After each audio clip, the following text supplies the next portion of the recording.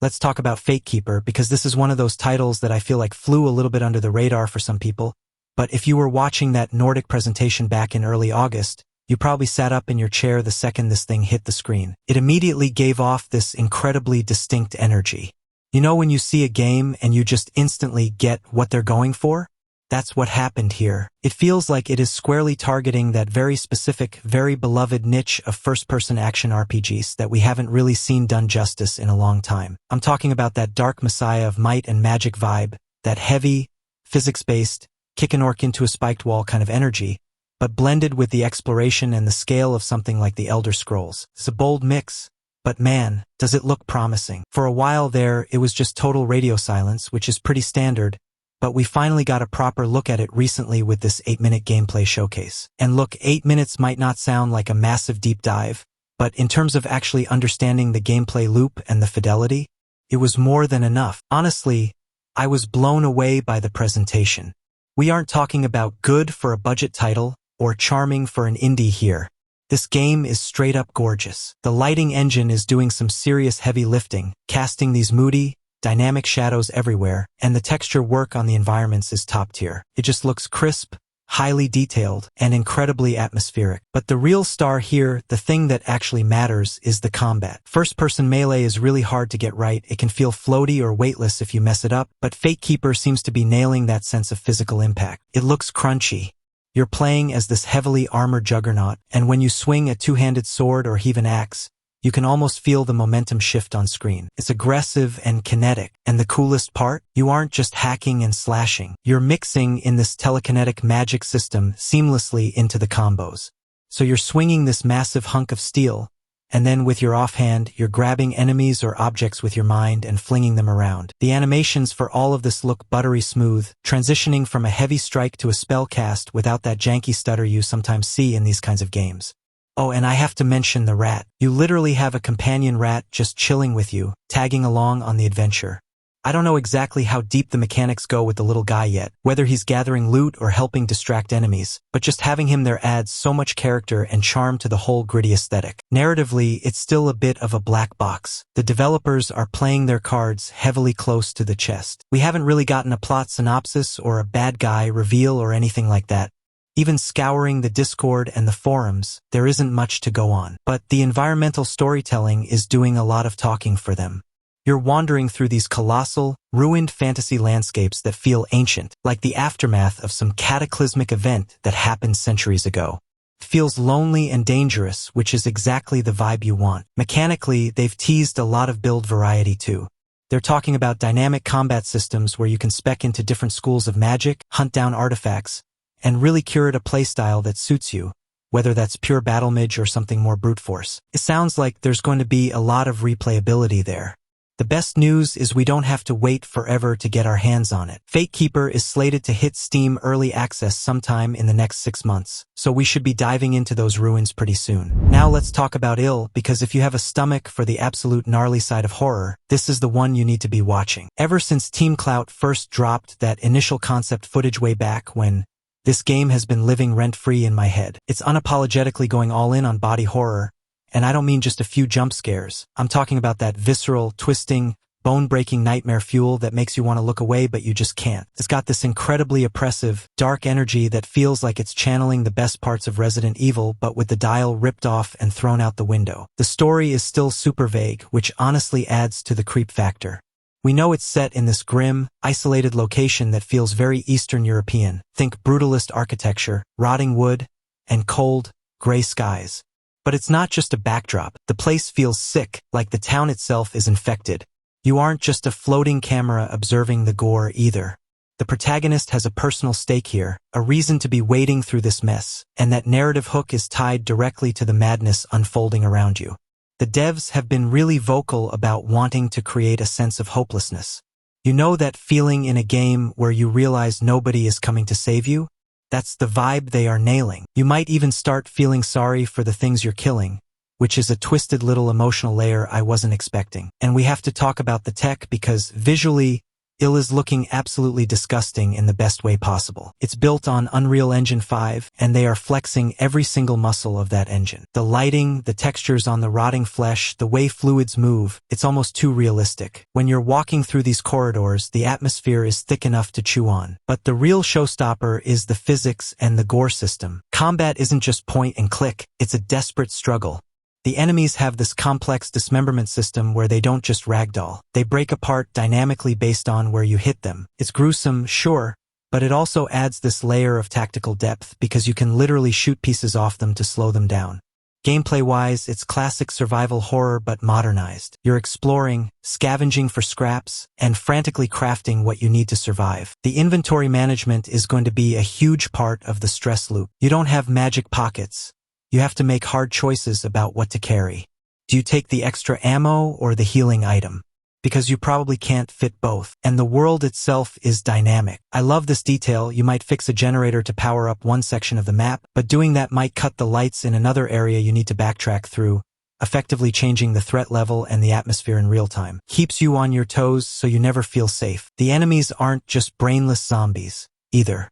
They stumble, they react to pain, they transform mid-fight. A one-on-one encounter feels like a boss fight because of how unpredictable they are. It's planned for PC, Xbox Series X/S, and PlayStation 5, and right now we are looking at a 2026 release window. I am both terrified and incredibly hyped for this one. Do you guys remember where you were when that first clip of Unrecord dropped? Because I swear the entire internet just collectively stopped breathing for a minute. It was that warehouse footage. The lighting was flat and gray. The camera was shaking with every step. The hands were fumbling with the reload. And half the comments section was screaming that it was fake. People were genuinely convinced it was pre-rendered CGI or just live-action footage with a filter slapped on top. But no. It is real, it is Unrecord, and it is easily one of the most controversial and hyped shooters we have seen in a decade. We have to talk about why this game hits so different. It is not just the graphics, it is the perspective. It is that body cam style that completely disconnects your aim from the center of the screen. In Call of Duty or whatever, your gun is glued to your face. In Unrecord, your hands move independently. The gun sways. You have to physically struggle to keep your sights aligned while you are vaulting over rubble or kicking down doors. It creates this frantic and claustrophobic feeling that is honestly kind of terrifying. It stops feeling like a video game and starts feeling like a leaked live leak video, which is exactly the vibe the French studio drama is going for. They want that uncomfortable hyper-realism. And look, we have seen a dozen copycats try to chase this vibe since that first trailer came out 2.5 years ago. Suddenly, every indie horror game and tactical shooter wanted a fisheye lens and a censorship blur on the faces. But none of them have really nailed the fluidity and the polish that Unrecord showed off. This is the original. This is the one that started the wave. Now here is the big update for those of you who have been worried about the silence. Back in 2025, Tencent stepped in with a major investment. I know. Whenever we hear Tencent, people get nervous about creative control or microtransactions. But the team at Drama has been super loud and clear about this. They are saying Tencent is basically just cutting the check and letting them cook. The funding allowed them to massively expand the team so they could actually finish the game instead of it staying in development hell forever. They have been very firm that they are still the ones calling the shots on the creative vision. And that vision is really specific. This is not a multiplayer deathmatch game. It is a single-player, narrative-driven tactical shooter. You are playing a police officer or a detective, and you are solving a complex case. So you have dialogue choices and investigation mechanics and tough moral decisions mixed in with those intense shootouts. It is about the story just as much as it is about the gunplay. So where are we at now? The game is in full production. The team is bigger. The budget is healthy. And right now the target is a 2026 release. We are expecting a concrete release date and probably a deep dive into the actual story mechanics very soon, maybe even in the next few weeks as we kick off the year. Trust me. The second that info drops, I am going to be all over it, because if this game plays even half as good as it looks, it is going to change the genre forever. Okay, let us talk about Crimson Desert, because I feel like for the longest time people were confused about what this game actually was. Everyone saw Pearl Abyss on the box and immediately thought, oh, it is the Black Desert guys, so this must be another MMO, right? Wrong. This is a pure single-player open-world action-adventure, and it is looking like one of the most ambitious projects coming out of Korea right now. They are basically taking all that combat expertise from their MMO days and focusing it entirely on a tight narrative-driven experience, and the results are honestly kind of mind-blowing. You are playing as this guy named Cliff, who is the leader of a mercenary group called the Greymanes.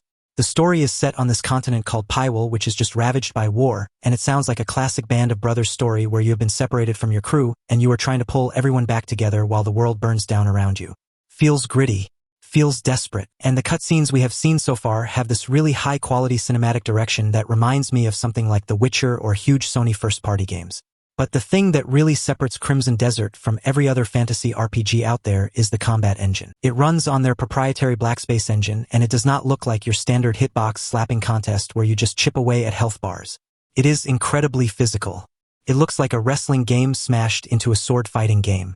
You are not just swinging your sword. You are tackling enemies. You are drop-kicking them. You are grabbing a guy by the face and slamming him into a wall or vaulting over his shield to suplex him from behind. It has this messy, chaotic energy that feels so much more realistic than just standing there and pressing the attack button. You can feel the weight of every collision. And then you get into the world design and things just get weird in the best way possible. On the surface, it looks like your standard high-fidelity medieval fantasy. You have castles and knights and snowy peaks. But then you look closer and there is this layer of ancient, almost steampunk technology woven into everything. You are not just riding a horse. You can hijack these massive fantasy mechs and pilot them around. You can climb onto a dragon and take the fight to the sky. Even the traversal on foot is unique. They added this pole vaulting mechanic where you can use a staff to launch yourself over castle walls or across gaps, which is such a cool dynamic way to move around an open world. The level of interactivity is just through the roof. The destruction physics mean with splinters and stone crumbles when you smash someone through it. The weather systems look intense with snowstorms that actually limit visibility and wind that affects the trees and the grass. It is a true next-gen showcase. We finally have a concrete date for this madness too. Crimson Desert is launching on March 19, 2026. It is hitting PlayStation 5 and Xbox Series X and PC all at once. I am genuinely so ready to see if the full game can hold up this level of quality for 40 or 50 hours, because if it does, we are looking at a serious Game of the Year contender. We need to talk about the absolute bombshell that dropped at the Game Awards because I think my jaw is still on the floor. It is the 30th anniversary of Tomb Raider, and Crystal Dynamics just decided to go absolute ham. We knew something was coming, but nobody expected them to reveal two entirely separate Lara Croft projects at the same time. That is wild. But the one that has me absolutely losing my mind is Tomb Raider Legacy of Atlantis. This is coming in 2026, and it is exactly what I have been begging for. It is a full ground-up reimagining of the original 1996 classic. We are not talking about a remaster here. We are talking about taking that core DNA of the first game and rebuilding it with modern technology. And the title Legacy of Atlantis implies they are leaning heavy into the lore that maybe got cut or simplified back in the day, which is super exciting for lore nerds like me. We are going back to the globe-trotting adventure style. No more crying in the rain on a single island for 30 hours. We are going to the humid, suffocating jungles of Peru where you can practically feel the heat. We are climbing through those massive vertical cisterns in Greece, which I am sure are going to give me vertigo all over again. We are trekking across the scorching sands of Egypt, exploring hidden tombs. And of course we are heading to that mysterious lost island in the Mediterranean that started it all. If you played the original, you know exactly what kind of fleshy nightmare horrors are waiting for you there. The gameplay sounds like it is finally striking that balance we have missed. The Survivor trilogy was great, but it was very combat heavy. This sounds like it is bringing back the isolation, the platforming, the complex deadly puzzles where the environment itself is the enemy. Lara is hunting for the Scion again, that legendary three-piece artifact that holds the power of Atlantis. And you just know they are going to make those pieces look incredible with modern lighting and particle effects. And look, they mentioned strange predators. If that does not confirm we are getting a high-fidelity terrifying T-Rex encounter, then I do not know what does. I want to see that thing crash through the foliage in 4K. It really feels like a love letter to the fans who have been here since the PS1 era, but designed so that a modern audience can actually play it without fighting tank controls. 2026 cannot come soon enough. Let's talk about Clockwork Revolution, because if you watched the Xbox Game Showcase, this was probably the moment where you squinted at the screen and went, wait, is that a new BioShock? And honestly, you can't blame anyone for making that comparison. It has that same incredible, stylized, steampunk meets Victorian aesthetic that just drips with atmosphere. But here is the kicker. This isn't a shooter. This is a deep, crunchy RPG from Insula Entertainment, and that changes everything. We are talking about a studio led by Brian Fargo. If you know your history, that name goes all the way back to the original Baldur's Gate, Fallout, and Wasteland. These guys know how to build worlds that react to you. They announced this back in 2023, but the new footage we just got finally showed us the soul of the game. The setting is Avalon, this gorgeous, clockwork metropolis frozen in a perpetual 1895. On the surface, it looks like a utopia, brass gears spinning, steam trains chugging through the sky, everyone dressed in dapper coats. But naturally, it's all a lie. The city is built on a foundation of absolute corruption, and the person pulling the strings is Lady Ironwood. She isn't just a political tyrant, she's literally editing history.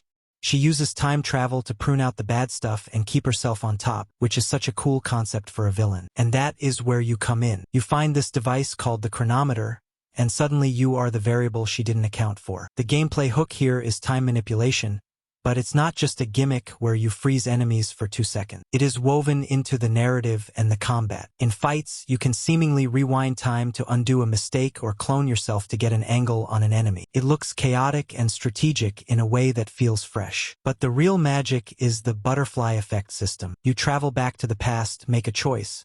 Maybe you save a character, maybe you sabotage a machine, and then you snap back to the present and watch the world change in real time. You might see a ruined building suddenly become a pristine skyscraper, or a happy district turn into a slum. We saw a glimpse of Tangle, which is this gritty, underground area of the city, and I bet that's where the real consequences of your choices are going to play out. Since it's Insula, the role-playing is going to be heavy. We are talking full character customization, you build your hero from scratch, and a dialogue system that actually matters. It gives me serious Fallout, New Vegas vibes where you can talk your way out of trouble or roleplay a specific type of character. There is no firm release date yet, though the rumor mill is heavily pointing toward 2026. But the best news? It is coming day one to Xbox Game Pass. So if you are already subscribed, you are getting this massive, time-bending RPG for free, which is an insane value.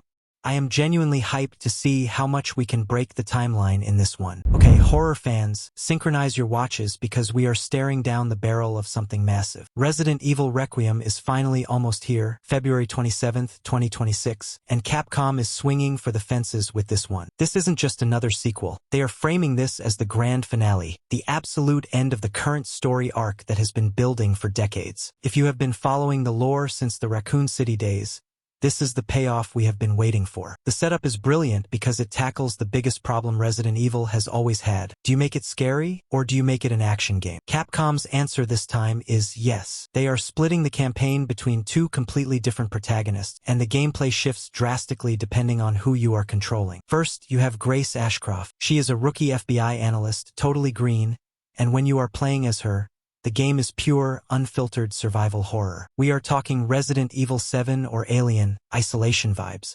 She isn't a super soldier. She can't roundhouse kick a zombie's head off. You are counting your bullets, you are hiding in closets, and you are solving those classic, brain-bending puzzles while terrified that something is breathing down your neck. The tension in her sections looks suffocating. And then, the game hands the controller to Leon S. Kennedy. And look, Leon is 30 years past Raccoon City now. He is older, he is grittier, and he is absolutely done with everyone's nonsense. His sections are the release valve. The camera pulls back, the movement gets faster, and it turns into that high-octane Resident Evil 4 action dance we all love. You are parrying attacks, you are using heavy weapons, and yes, you are literally suplexing enemies. There is this one clip they showed where Leon disarms an enemy with a chainsaw and uses it against them, which is just the most cathartic thing I have ever seen. The setting is a rotting, abandoned resort hotel, which is such a classic horror trope, but because it is running on the RE engine, it looks disgustingly beautiful. The mold, the lighting, the wet surfaces, it's top tier.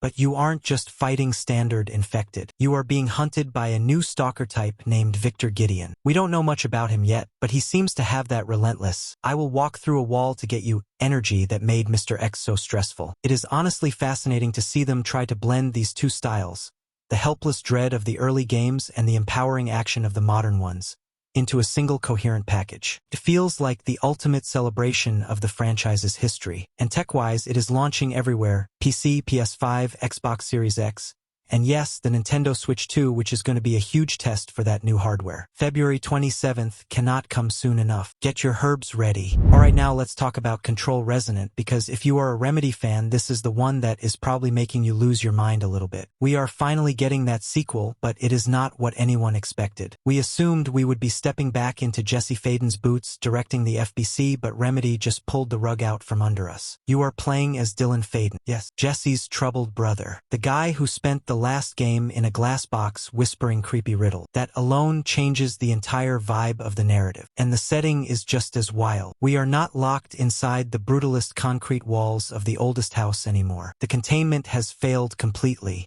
The hiss or whatever par-natural nightmare is happening now has spilled out into the streets of New York City. Imagine a warped, twisting version of Manhattan where the buildings are folding in on themselves and gravity just decides to stop working. It is like the oldest house vomited its reality-bending sickness all over the Big Apple. The visual potential here with Remedy's art direction is just off the chart. But the biggest shocker is the gameplay loop. The first Control was arguably one of the best third-person shooters ever made. The service weapon was iconic. But Resonant is ditching the gunplay almost entirely.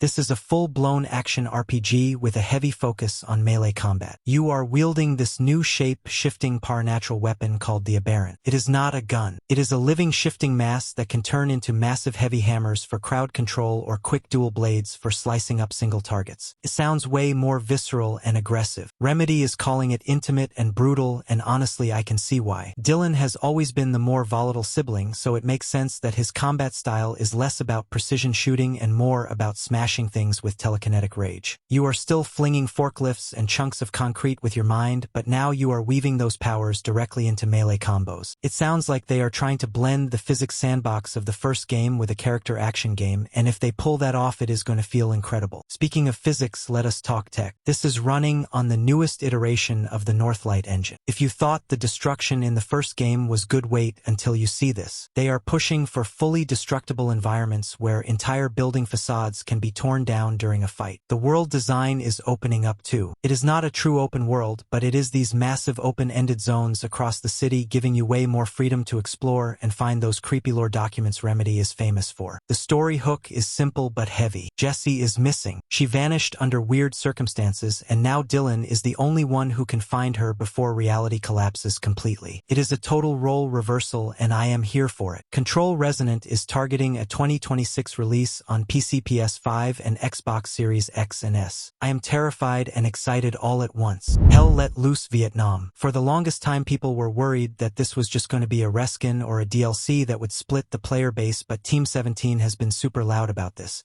This is a full standalone title. It is a completely new entry in the series, and they have confirmed that support for the original World War II game is not going anywhere, so you do not have to worry about your favorite servers dying out. This project is being led by Expression Games, and honestly it feels like the natural evolution for the franchise because let us be real here. The tactical shooter genre has been begging for a proper high-fidelity Vietnam experience for years. The biggest shift here is not just the era. It is the asymmetry. In the original game you had these distinct front lines and tank battles across open field. Vietnam changes everything. It is messy. It is chaotic. You are trading those hedgerows for dense, suffocating jungles and wide open rice paddies where you feel incredibly exposed. The verticality of the hills and the beaches adds so many new angles to worry about. You are going to be constantly checking the tree line because death can come from literally anywhere. And the mechanics are actually leaning into that historical difference. It is still 50 versus 50, but the US forces and the North Vietnamese forces play completely differently. The US has air superiority. We are talking actual flyable helicopters. Imagine the immersion of riding in a Huey with your squad while Fortunate Son plays in your head, dropping hot into a landing zone while taking small arms fire. It is going to be cinematic as hell. But to balance that out, the North Vietnamese side gets tunnel networks. This completely changes the spawn meta. Instead of relying on trucks or garrisons, you can pop up behind enemy lines for devastating ambushes and then vanish before they know what hit them. They are also introducing water warfare in a big way. The maps feature complex river systems, so boats are now a legitimate transport option. Riverine combat is something a lot of games skip, but here it sounds like it is going to be a core part of navigating the map, especially on those dense delta maps. Launch is looking solid too, with 6 maps planned right out of the gate, which is a healthy amount of content for a tactical shooter. But the thing that really has me geeking out is the authenticity level. Team 17 and Expression Games managed to secure a partnership with the Royal Armouries in the UK. If you do not know what that is, it is basically the National Collection of Arms and Armor. They are getting access to real-world historical weapons and gear to scan and reference. They showed these side-by-side comparisons of the in-game models next to the actual artifacts, and the detail is absurd. You can see the wear on the wood stocks and the scratches on the metal receivers. It is that level of obsession with history that makes Hell Let Loose feel so grounded, and I cannot wait to see how that translates to the M16s and AKs of the Vietnam era. We are getting the return of the king. Capcom is officially bringing Onimusha back from the dead, and they are calling it Onimusha Wave of the Sword. I honestly thought this franchise was going to be stuck in remaster purgatory forever, but this is a full-blown next-gen entry, and the production value sounds insane. It feels like Capcom is finally treating this series with the same reverence they give Resident Evil or Monster Hunter. The biggest news, and this is something that is going to make cinema nerds absolutely lose their minds, is the protagonist. We are playing as the legendary Miyamoto Musashi. But it is not just some generic character model. They have modeled him directly after Toshiro Mifune, the absolute icon of samurai cinema. You know, Seven Samurai, Yojimbo, the guy is basically the face of the genre. Apparently, Capcom spent 2 entire years in negotiations just to clear the rights to use his likeness, which shows you how serious they are about the tone. It gives the character this incredible, rugged gravitas that you just cannot fake. Feels like you are playing a lost Kurosawa movie. And because it is Onimusha, we know it is not just a historical drama. They are keeping that supernatural, demon-slaying DNA intact. You are going to be fighting Oni, absorbing souls, and wielding magical weapons, but the combat itself sounds way more grounded and weighty this time around. It is built around precision, tight swordplay, split-second parries, and those heavy, bone-crunching close-range clashes. It sounds like they are modernizing the Isen counter system, that flash of light when you time a hit perfectly, to feel even more satisfying. We also found out this project has quietly been in the oven since 2020. That explains why the reveal looked so polished. This is not a rushed cash grab to capitalize on the samurai trend. It feels like a genuine, carefully crafted reboot. They are leaning hard into the atmosphere, dark, gritty, and cinematic. If they can nail that balance of intense sword fighting and spooky, atmospheric exploration, we are in for a serious treat. Capcom is on such a winning streak right now, and if Onimusha is the next pillar they are rebuilding,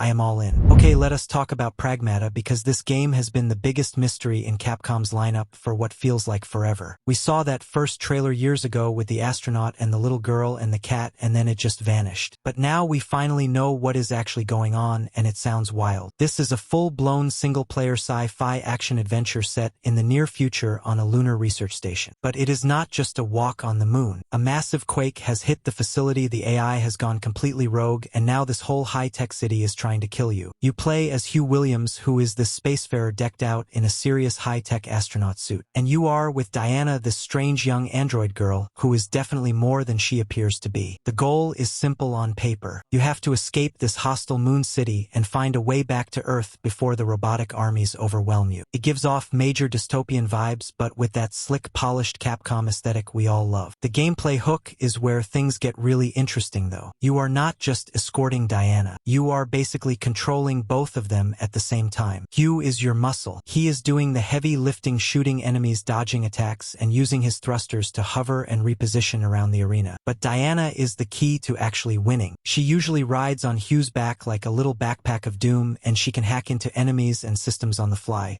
Imagine this. You are in the middle of a chaotic firefight dodging lasers, and while you are doing that, Diana is solving these grid-based hacking puzzles in real time. She is literally stripping the armor off enemies or opening up sealed paths while you are still shooting. Once she cracks them open, Hugh can target the weak points and finish the job. It sounds like a really cool flow state where you have to protect her while she peels the enemy's defense open for you. It is built entirely around that constant teamwork and that bond between them. Visually, it is running on the RE engine, and we all know that engine is basically black magic at this point. The reflections on the visor, the lighting in the dark corridors of the moon base, it is going to look incredible. And we finally have a date. Pragmata is landing on April 24th, 2026. It is coming to PC, PS5, Xbox Series X and S, and yes, even the Nintendo Switch 2. I am so ready to finally see what this game is all about. Look who crawled out of the shadows. Styx is officially back in business. Cyanide Studio is giving us Styx, Blades of Greed, and honestly, the stealth genre desperately needed this.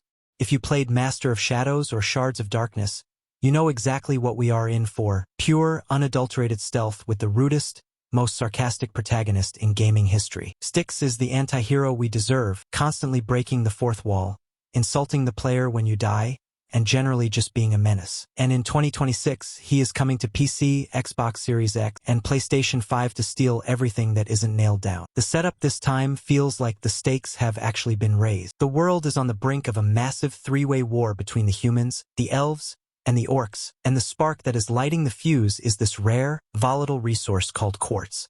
It sounds like this is the new amber, the magical substance that drives the economy and the magic in this universe. Naturally, Styx doesn't care about the politics or who sits on the throne. He just sees a massive payday. He is diving right into the middle of this chaos to rob everyone blind while they are busy killing each other. But the gameplay is where I am really excited. The developers are doubling down on what made the previous games cult classics: massive vertical level design. We are not talking about sneaking down flat corridors here. These levels are going to be huge, sprawling, multi-layered sandboxes. You are going to be swinging from ropes, climbing rafters, crawling through sewers, and finding those impossible angles to drop a chandelier on a guard's head. The verticality is key because Styx is small and weak in a straight-up fight. You have to use the environment, and they are emphasizing the heist aspect more this time. There is a bigger focus on preparation. You are not just reacting, you are planning. You are crafting your gadgets, mixing specific poisons, and tailoring your loadout for the specific mission at hand. Do you want to go in with lethal traps? Or do you want to use smoke bombs and distraction clones to ghost the entire level without touching anyone? That freedom to experiment and solve the level your way is the heart of the series. Visually, I expect the environments to be grim and dirty but detailed, that signature cyanide art style where everything looks lived in and slightly gross in a cool fantasy way. If you missed the days of hardcore stealth games where getting caught actually meant you were in trouble, Styx, Blades of Greed sounds like it is going to scratch that itch perfectly. 2026 cannot get here fast enough for our little green friend. So, let's get into Ananta, because this is easily one of the most ambitious and frankly insane open-world projects we have seen in years. People have been calling it Anime GTA since back when it was still known as Project Mugen, but at this point, that nickname almost feels like an understatement. After the closed beta that wrapped up on January 20th, it is clear that NetEase and the team at Naked Rain are trying to build more than just a game. They are trying to build a full-scale social ecosystem. This isn't just a map with a bunch of icons to clear. It feels like a living, breathing digital society where you actually live a life. The beta gave us a look at the first 5 story chapters, and the most refreshing thing about it is the lack of gacha nonsense. Every character you play as is unlocked through the narrative or by encountering them in the world. You are not pulling on banners to get a new hero. You are meeting them, learning their stories, and bringing them into your crew.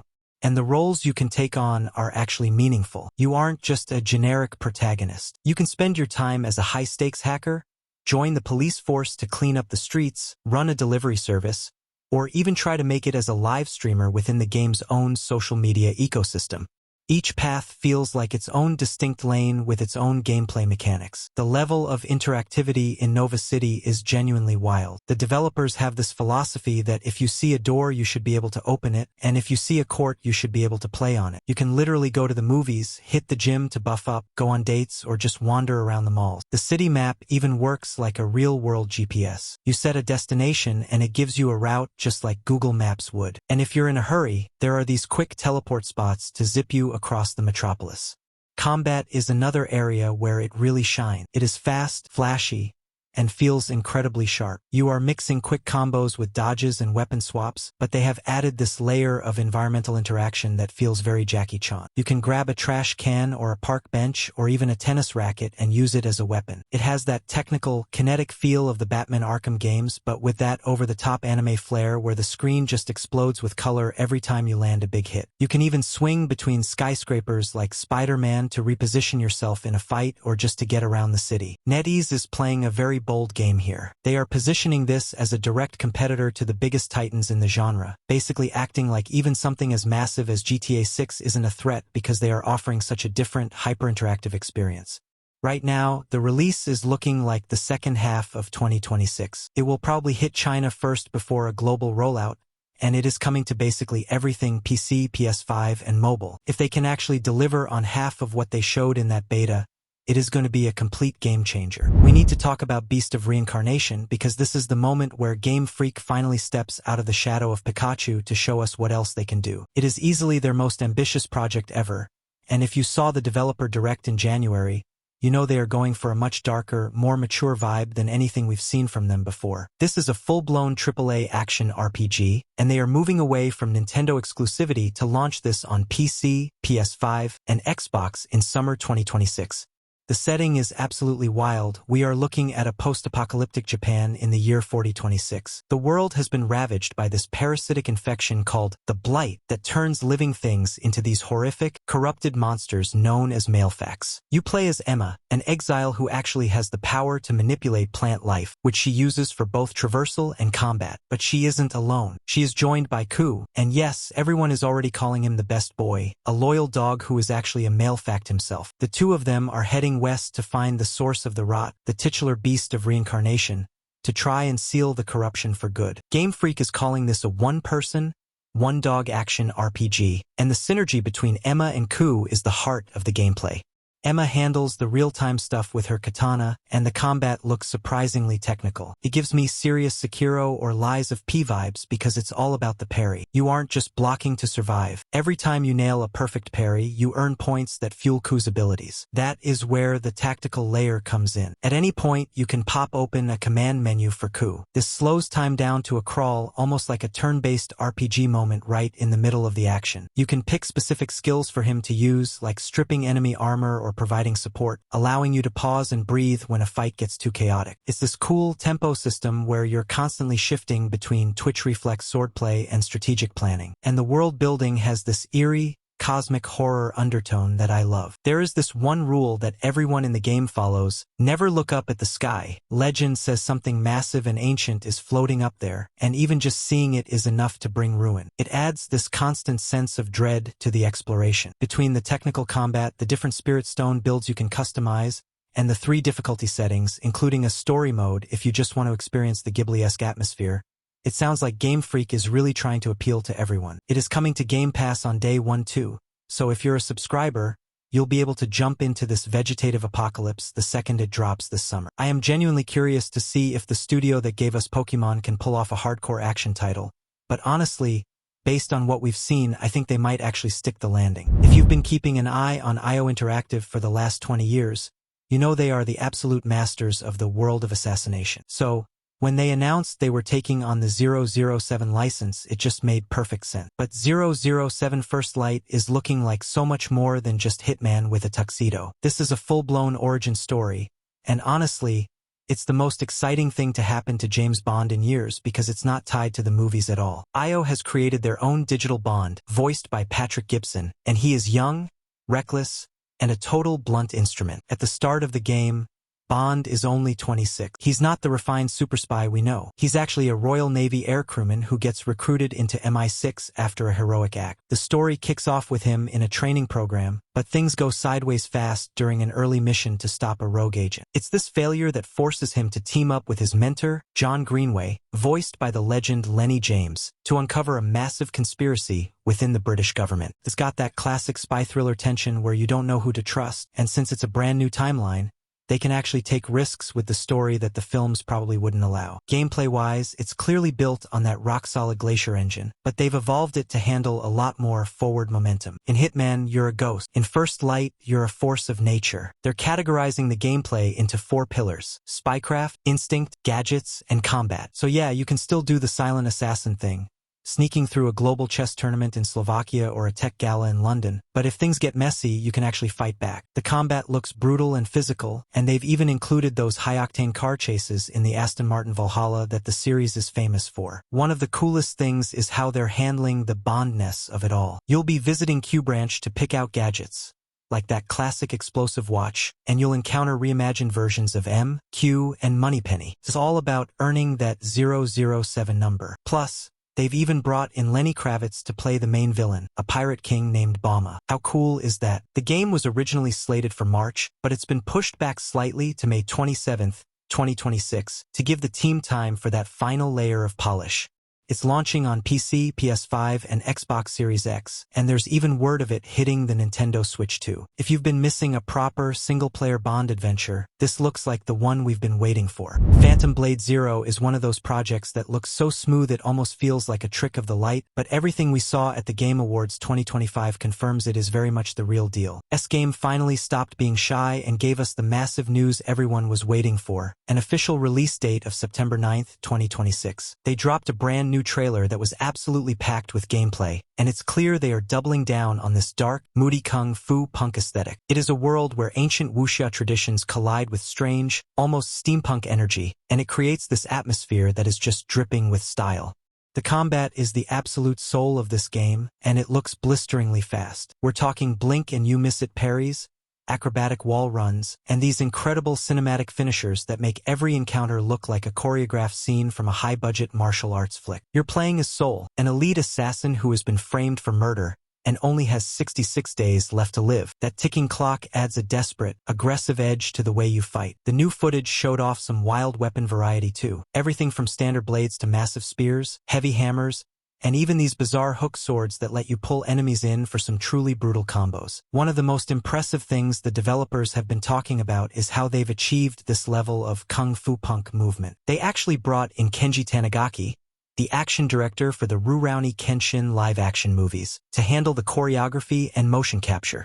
That's why the combat looks so fluid and authentic. It's not just random animations, it's actual martial arts designed by a master of the craft. And despite how complex it looks, they've been very clear that they want this to be approachable. It's not about memorizing 50-button combos, it's about rhythm and reacting to the flow of the blade. The trailer also gave us a glimpse of some massive, terrifying bosses, like a giant ogre-like creature wielding chained weapons, and moody, semi-open world environments that range from burning villages to misty, haunted mountains. It's built on Unreal Engine 5, so the lighting and detail on the armor and environments are just top tier. It is easily one of the most visually stunning games on the horizon. So, mark your calendars for September 9th, 2026. It's hitting PlayStation 5 and PC, and it sounds like it's going to be a timed console exclusive for PS5 for at least 12 months. If you've been looking for that next big action fix after Black Myth Wukong, this is definitely the one to keep on your radar. I know we have all been through the ringer with the Rockstar delay cycle, but seeing that November 19th, 2026 date finally locked in feels like we are entering the home stretch. It has been a massive journey just to get to this point, especially with the game getting pushed back from that initial 2025 window and then again from May. But honestly,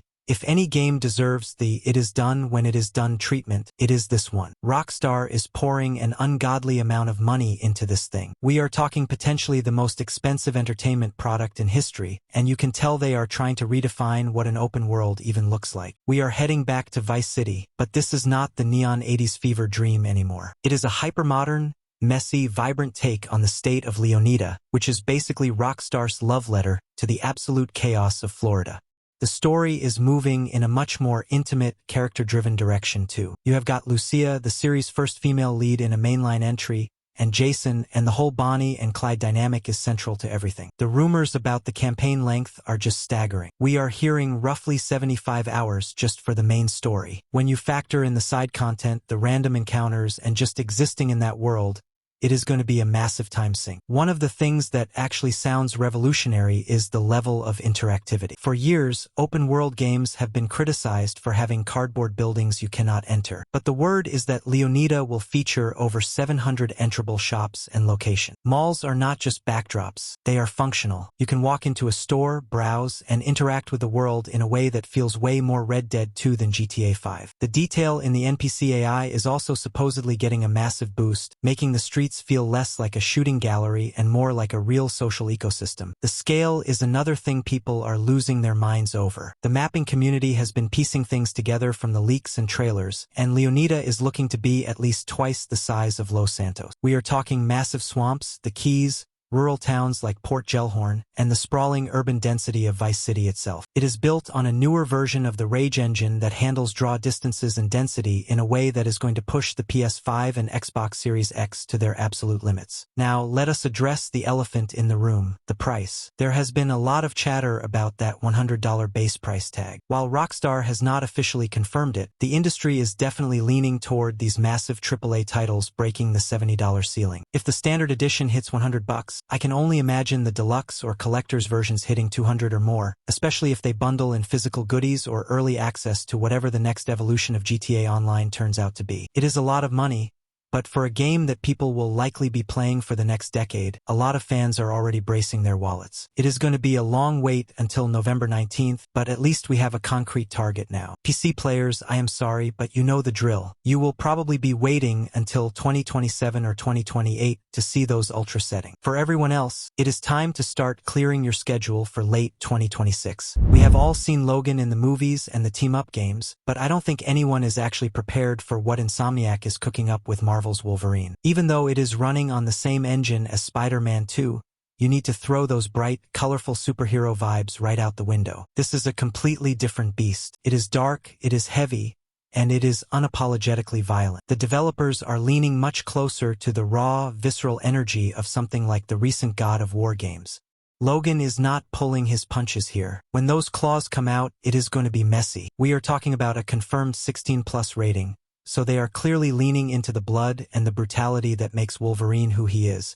The story is a completely original take that still manages to feel like it was ripped straight from the best comic run. You are following Logan as he digs into the shadowed corners of his own past, and it sounds like he is going to be fighting his own inner demons just as much as the literal monsters coming for his throat. Speaking of monsters, the lineup of villains they are teasing is incredible. You are going to be going toe-to-toe with heavy hitters like Omega Red and Mystique, and we even saw a glimpse of a Sentinel. Seeing a massive mutant hunting machine rendered with this much detail is going to be terrifying. Insomniac's community manager, James Stevenson, has been hinting that the world is going to feel dangerous no matter where you go. One of the main hostile groups you will be dealing with are the Reavers, those cyborg mercenaries who just do not stop. They are going to be hunting you across a bunch of really distinct locations. We are going to see the snowy, quiet forests of Canada, the neon-soaked streets of Tokyo, and even the gritty, criminal underworld of Madripoor.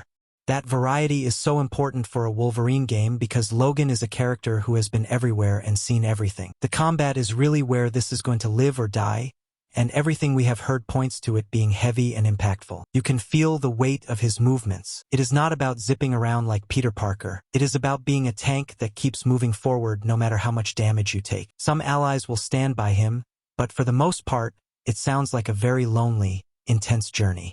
We are expecting a massive blowout of new details in early 2026, so we won't have to wait much longer to see more actual gameplay. Right now, the plan is for a fall 2026 release exclusively on the PlayStation 5, with the PC version likely following a year or so later. Honestly, seeing Logan get the high-budget, mature treatment he deserves is exactly what the genre needs right now. It feels like we are getting the Game of Thrones game we have actually been asking for since Season 1. Not a mobile puzzle game, not a match 3 cash grab, a proper, big-budget, real-time strategy game. Game of Thrones, War for Westeros has officially been announced, and if you are an RTS fan, you need to be paying attention to this because the studio behind it is the perfect pick. It is being developed by Playside Studios and published by Warner Brothers. Now, if you don't know Playside, they are the team that made Age of Darkness, Final Stand. Why does that matter? Because they built this proprietary tech called Swarm Tech that can render like 70,000 units on screen at once without the frame rate dying. And now they are applying that exact technology to the White Walkers. Just imagine that for a second. You aren't fighting a group of zombies. You are fighting a literal tidal wave of whites crashing against Winterfell's walls. That scale is something we have never really seen in a licensed game before. The game is going full classic RTS. We are talking base building, resource management, and massive armies. You have 4 major factions at launch: Starks, Lannisters, Targaryens, and the Night King. And the asymmetry here sounds awesome. The Targaryens obviously have air superiority with the dragons, which probably function like hero units that can turn the tide of a battle but are super expensive to lose. The Lannisters likely rely on heavy armor and superior funding to buy mercenaries, while the Starks are probably your defensive, morale-heavy tank faction. But the gameplay loop isn't just destroy the enemy base. They are leaning hard into the political chaos of the show. In multiplayer, alliances are fluid. You can team up with a buddy to crush the Lannisters, and then 5 minutes later, stab him in the back to take the Iron Throne for yourself. It sounds like they want every match to have the potential to turn into a red wedding if you aren't careful. There is a full single-player campaign that lets you rewrite history, so if you want the Night King to actually win, you can make that happen. But I think the multiplayer is where this is going to live or die. It is planned for a 2026 release, and it is coming to PC. The Steam page is already live, so go wishlist it if you have been waiting to march on King's Landing properly. We are finally going back into the water. Subnautica 2 is officially on the horizon, and I cannot stress enough how massive this is for the survival genre. The first game is practically royalty at this point. It defined underwater terror for a generation, and Below Zero was cool. But this is the true next-gen sequel we've all been waiting for. And the biggest headline right off the bat: we are leaving Planet 4546b behind. No more returning to the same crater, no more familiar biomes. We are heading to an entirely new ocean world, completely uncharted territory, which means a whole new ecosystem of nightmares to discover. And visually, oh man, they are building this thing in Unreal Engine 5, which is just the perfect choice for an underwater game. Think about the lighting capabilities, lumen handling, the way sunlight refracts through the surface, the way bioluminescence pops in the pitch-black depths. Subnautica has always been beautiful, but UE5 is going to make it look terrifyingly realistic. You're going to feel that crushing depth and that murky, I don't know what's in front of me, dread like never before. The setup is classic Subnautica, but with a twist. You're a pioneer this time, heading out to a distant world on purpose. But, surprise, surprise, things go sideways. Your ship crashes, and suddenly you're stranded, scrambling for oxygen, and punching fish for water. It's that addictive gameplay loop of scavenge, craft, survive that Unknown Worlds has mastered, but now on a scale that feels genuinely alien again. But here is the game changer, the feature that people have been modding into the original for years because they wanted it so bad: official co-op. Yes, finally. You and up to 3 friends can dive in together. Imagine building a massive underwater base as a squad, or piloting a sub while your buddy is on repairs, or, let's be real, screaming in unison when a leviathan grabs you from the dark. It completely changes the dynamic from pure isolation to chaotic teamwork, and I am here for it. Now, I have to keep it real with you guys. The road to get here has been rocky. If you follow industry news, you know there was some serious drama behind the scenes. There was a split within the studio, some layoffs, and even some legal battles involving former devs and the publisher, Krafton. It was messy, and for a minute there, we were all a little worried about the state of the project. But despite all that turbulence, the core team remaining seems laser-focused. They are pushing through the noise to deliver a massive, detailed, and polished experience. Subnautica 2 is targeting a 2026 release, and it's hitting PC, PlayStation 5, and Xbox Series X. I don't know about you, but I am ready to be terrified of the ocean all over again. Forza Horizon 6 is officially locked in for May 19, 2026, and Playground Games is finally giving us the one map we've all been dreaming of: Japan. This is huge. I mean, this is the holy grail of open-world racing settings. And from everything we're hearing, they aren't just slapping a few pagodas on a generic map. They are going all in on the density and the culture. Picture this: you've got the massive, looming presence of Mount Fuji dominating the skyline, which is just going to be incredible for those long-distance photo mode shots. But then you transition straight into these tight, claustrophobic, neon-soaked city streets.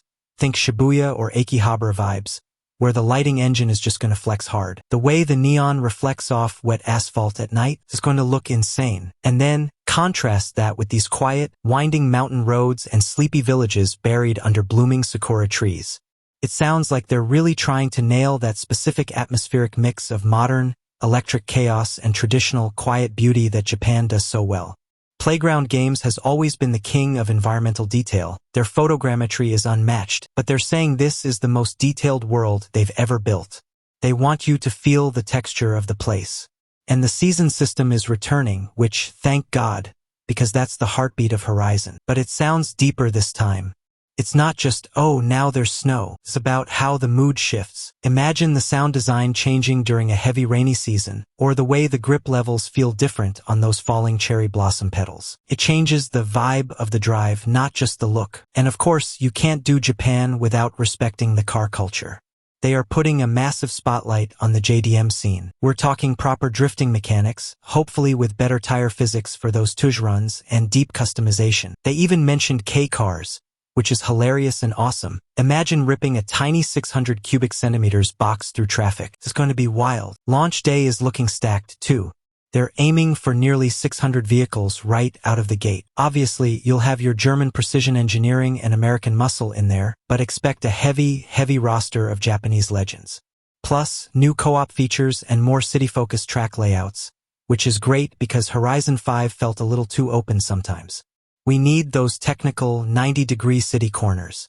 So, mark the date, May 19th, 2026. It's hitting PC and Xbox Series consoles first, but here's the kicker. They're planning a PlayStation 5 release a little later down the line. That is a massive shakeup for the industry. We have waited so long for this moment, and honestly it feels surreal to finally say it out loud, but Fable is properly back. Not a remaster, not a spin-off. A full-blown reboot that is completely reimagining Albion from the ground up. If you caught that developer direct earlier this year in 2026, you know exactly what I am talking about because the team at Playground Games just dropped the mic. They have taken that classic Lionhead DNA and injected it with modern technology to build something that looks absolutely incredible. The biggest takeaway for me was the tone. They are not trying to be Game of Thrones. They are not trying to be Elden Ring. They are doubling down on that specific whimsical fairy tale vibe that made the original so special. It is about regular people getting thrown into magical chaos. It is about vegetable farmers and blacksmiths dealing with hobs and balverines. It feels grounded in that very British sense of humor where the stakes are high but the world is still ridiculous and funny. And let us talk about the character creator because I know people were worried after those first few trailers. The default heroine with the expressive face is still there if that is your vibe, but they showed off a male hero this time who looks much more traditional and cleaner. The customization sounds deep. You can sculpt your hero however you want. You are not locked into one look. You can be the handsome Prince Charming or the rugged scar-faced warrior right from the jump. But the gameplay is where I think this game is going to surprise people. They are calling the combat system style weaving. I love that name. It sounds fancy, but basically it means fluidity. In the old games, swapping between a sword and a bow and a spell felt a little clunky. You had to stop and start. Here it is seamless. You can slash a bandit, launch a fireball, and shoot an arrow all in one combo chain without breaking your stride. It looks fast and responsive, almost like an action game rather than a stiff RPG. The simulation underneath the hood is just wild though. They said there are over 1,000 individual NPCs in the world, and every single one of them has a name, a job, a daily routine, and a place to sleep. They literally had to redesign the architecture of the towns just to make sure there were enough beds for everyone at night. That is the level of detail we are dealing with. And because they are simulated, you can mess with them. You can see who they have a crush on and maybe manipulate that for your own gain or just to be a jerk. That ties into the new morality system. It is not just a blue bar for good and a red bar for evil anymore. It is based on perception. It is based on witnesses. If you steal a pie from a windowsill and nobody sees you do it, then you are fine. But if you punt a chicken across the town square in front of a crowd, then yeah, you are going to get a reputation real fast. Feels way more organic and reactive. We do not have to wait another 5 years either. Fable is targeting an autumn 2026 release. And in a huge move, it is launching on PC and Xbox Series obviously, but also PlayStation 5, which is just massive for the player base. Albion is open to everyone this time, and I cannot wait to jump in. We have waited so long for this moment, and honestly it feels surreal to finally say it out loud, but Fable is properly back. Not a remaster.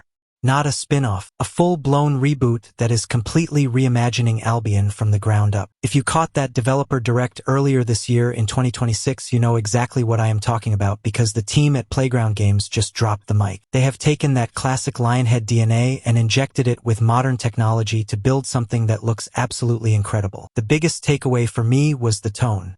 They are not trying to be Game of Thrones. They are not trying to be Elden Ring. They are doubling down on that specific whimsical fairy tale vibe that made the original so special. It is about regular people getting thrown into magical chaos. It is about vegetable farmers and blacksmiths dealing with hobs and balverines. It feels grounded in that very British sense of humor where the stakes are high but the world is still ridiculous and funny. And let us talk about the character creator because I know people were worried after those first few trailers. The default heroine with the expressive face is still there if that is your vibe, but they showed off a male hero this time who looks much more traditional and cleaner. The customization sounds deep. You can sculpt your hero however you want. You are not locked into one look. You can be the handsome Prince Charming or the rugged scar-faced warrior right from the jump. But the gameplay is where I think this game is going to surprise people. They are calling the combat system style weaving. I love that name. It sounds fancy, but basically it means fluidity. In the old games, swapping between a sword and a bow and a spell felt a little clunky. You had to stop and start. Here it is seamless. You can slash a bandit, launch a fireball, and shoot an arrow all in one combo chain without breaking your stride. It looks fast and responsive, almost like an action game rather than a stiff RPG. The simulation underneath the hood is just wild though. They said there are over 1,000 individual NPCs in the world, and every single one of them has a name, a job, a daily routine, and a place to sleep. They literally had to redesign the architecture of the towns just to make sure there were enough beds for everyone at night. That is the level of detail we are dealing with. And because they are simulated, you can mess with them. You can see who they have a crush on and maybe manipulate that for your own gain or just to be a jerk. That ties into the new morality system.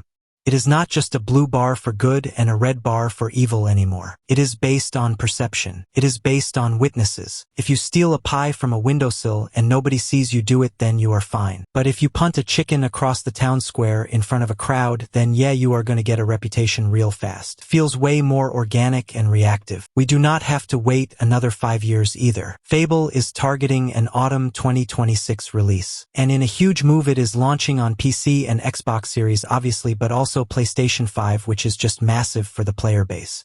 Albion is open to everyone this time, and I cannot wait to jump in. And that just about does it for our look at the massive slate of games heading our way in 2026. Honestly, this year is shaping up to be absolutely legendary. From the long-awaited return to Vice City to the brutal claws of Wolverine, we are looking at a lineup that might actually make our backlogs impossible to manage. And you know how this industry works. There are always those few wild card announcements lurking in the shadows that will probably drop out of nowhere and catch us all off guard. I want to hear from you guys now. Which of these titles are sitting at the absolute top of your must-play list? Are you ready to lose hundreds of hours in the new GTA? Or are you looking for that smaller, more atmospheric experience in something like Ill? Drop your top picks in the comments below, because I genuinely love seeing what everyone is hyped for and chatting with you all down there. If you enjoyed this deep dive and had a good time hanging out today, definitely hit that like button. It is a small thing, but it really helps the channel out more than you know.